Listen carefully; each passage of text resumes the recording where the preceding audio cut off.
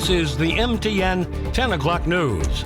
Good evening and thanks for joining us tonight. I'm Russ Riesinger. Fires across Montana not only putting property and homes in danger, but also the people who fight them.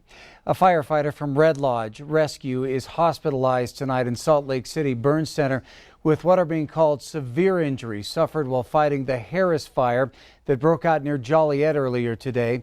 It happened when the wind shifted and a fire truck became engulfed in flames. The governor sending out a message tonight asking Montanans to join in praying for full recovery and for the safety of all firefighters. Also, an evacuation warning being given for the Coal Creek Road area in Carbon County because of that fire that is burning near Joliet. Crews from as far away as Red Lodge and Laurel are assisting, as well as a number of other departments in that area. Over near Huntley, at least 3 fires have started. All are said to be very active and intense. Fire crews and sheriff's deputies were on scene, going door to door. Evacuation started up near the areas of Pryor Creek, Indian Creek, and Arrow Creek. There are no reports of structures lost at this point, but multiple structures are threatened by the flames. Crews believe that the fire in the Arrow Creek area was the first to begin this afternoon. Yellowstone County Sheriff Mike Linder asked that the public stay clear of that area as crews try to contain those blazes. But Montana has already seen 1,400 fire starts this year, with more than 500 this month alone, and we're only halfway through July. Q2's Brandon Warren just happened to be there when one broke out on a Warden farm. While living in rural Montana, neighbors might not be the first word that comes to mind, but according to one Warden rancher, they'll always be there when you need them. It's all part of being a part of the community, and so everybody pitches in to help each other out. This is just an extension of that. You see smoke at a neighbor's place or whatever, you go to help out. And you know, like my uncle said before, it may be on your place the next time, you know, but it's, I guess family down here isn't just who you're related to, it's your neighbors, it's your friends, it's, you know, it's a community. Clint was getting ready to work in his field for the day whenever he noticed that a fire broke out on a nearby farm. He rushed back home to get his water truck and help. Clint says fires have been happening frequently near Warden because of the drought. Extreme drought is just that. Any little thing could set a fire off. Anything can burn right now, and it will. Out in about an hour and a half and burned 88 acres. Crews included the Warden Volunteer Fire Department and a helicopter that dropped water. In Warden, Brandon Warren, MTN News. Chief Meteorologist Ed McIntosh joining us now. There was already a lot of smoke in the air before these fires. You certainly smell it out there. How's the air quality looking? It's really going to be rather rough all the way through the weekend. As we'll start off with the Stockman Bank weather cam. And, well, you know, we talk about fires, and I guess the reverse is where there's fire, there's smoke, and we've seen a lot of it here in the short term.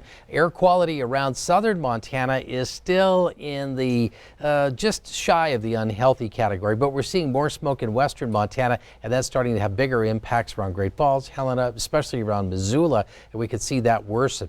Now here's how the forecast is shaping up as far as smoke goes. So the darker red shaded areas show where we'll have higher concentrations in central and western Montana, but we could have another push of smoke near Billings as we get into tomorrow afternoon.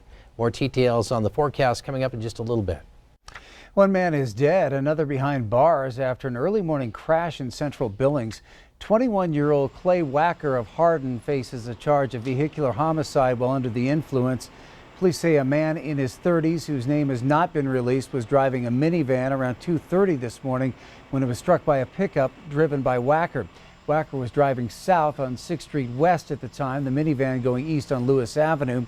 Driver of the minivan died at the scene. Wacker was taken to a local hospital to be treated for injuries. Witnesses told us he was able to stand up and walk after the crash. Senator Steve Daines came to Billings today to talk with those involved in criminal justice in Billings. Q2's David Jay has more on a roundtable that focused on violent crime and drugs. Senator Daines met with local law enforcement at the police evidence facility. He found out a lot of crimes are related to drugs, and a lot of those drugs come in from the southern border. I had a knife from a 1947 homicide, and we put it in our museum. Lieutenant Mitch Hart gives a tour of the facility. Every time I hear drugs, we understand pretty immediately as a city we can't tackle that problem by ourselves. Billings City Administrator Chris Kukulski and Senator Steve Daines brought the group together to talk about crime concerns. These young people that have grown up in Montana, have they just recently moved here? What do you sense with what's going on there? I would have like individual case detail, or I could say we had a very shocking downtown shooting right next to a very popular restaurant at about a little after 11 p.m. when people would be in downtown. They were all transplants to our community. Violent crime has increased in Billings from 2019 to 2020, with assaults up 34%, robbery up 33%, and homicides up more than 400%. And Chief, it looks like this year we're tracking to perhaps hit another, sadly, record number.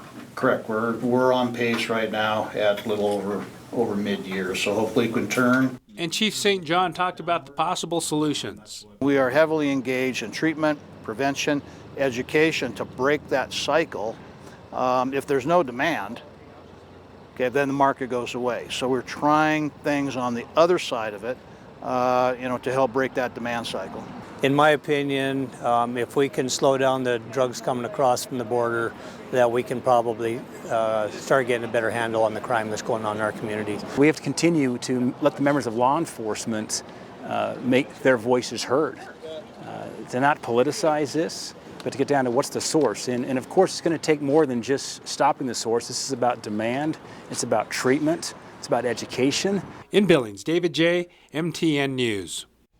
Brian Gook and the Director of Department of Corrections, District Judge Mary Jane Nisley, and Yellowstone County Commissioner John Ostlund also were part of that meeting.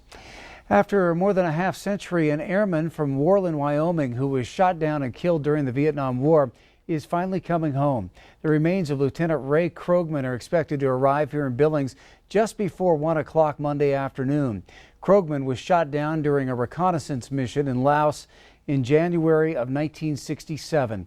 52 years later, in early 2019, a scientific recovery expert working at the crash site reported the possible recovery of remains and evidence which were identified as those of Lieutenant Krogman in July of last year. Krogman was awarded a number of medals posthumously for his service, including the Distinguished Flying Cross. There will be an honor guard ceremony on the flight line before the procession begins to take Krogman back to Worland. A public service for Lieutenant Krogman will be held at 11 a.m. Wednesday morning at the Worland Middle School. In Portland, a World War II veteran lost everything in a house fire, but now thanks to one community member, he once again has some of his most prized possessions from battle. Chris Davis has the story. There are just some things that can never be replaced. To have watched him, lose everything and, you think of as irreplaceable. When Bill Bradley lost his World War II uniform in a house fire, his granddaughter assumed that would be one of them. I think that was probably the thing he struggled with losing the most. It turns out she wasn't the only one devastated. I saw the shot of his medals that were charred and destroyed. Kind of broke my heart. But News Channel 5 viewer Patrick McGee, who's never met Bill or his family, decided there was something he could do about it. So I researched the movement of the 7th Armored Division from the landing in 1944 on Normandy Beach through Belgium, France, Germany, and Holland. Mr. Bradley? Yes, sir. So after a month of research and eBay bidding wars... So what I'd like to do is kind of do this the way the Army taught me to do it back then. McGee summoned some of the Army's famed pomp and circumstance. I might add, you look pretty snappy in that hat. To re-award these medals. A Bronze Star is awarded by the Commanding General, Headquarters 7th Armored Division, to the following enlisted personnel. Private First Class William Bradley. Mr. Bradley may have earned them 77 years ago. Including the European Campaign Medal, the American Campaign Medal, the Good Conduct Medal. But especially after putting on a new version. Eisenhower will never have looked as good when you put this on. Of an old favorite, the infamous Ike jacket. Oh, that's not too... yeah, that's about right. That's not too shabby. Memories started flooding back. What the old saying is, once a man, twice a child. And I guess I'm just thinking about what happened to me in younger days. And so did his family's gratitude. It's really put, my faith back into people. Because there are things that just can't be replaced. It's amazing. Really, it means a lot. And one of them is sitting right in front of us. But it has to be done. I hope we never have to do it again.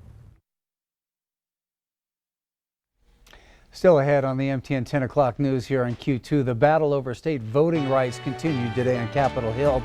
Of the latest on that. And then a little later in sports, the Big Sky State Games are officially underway.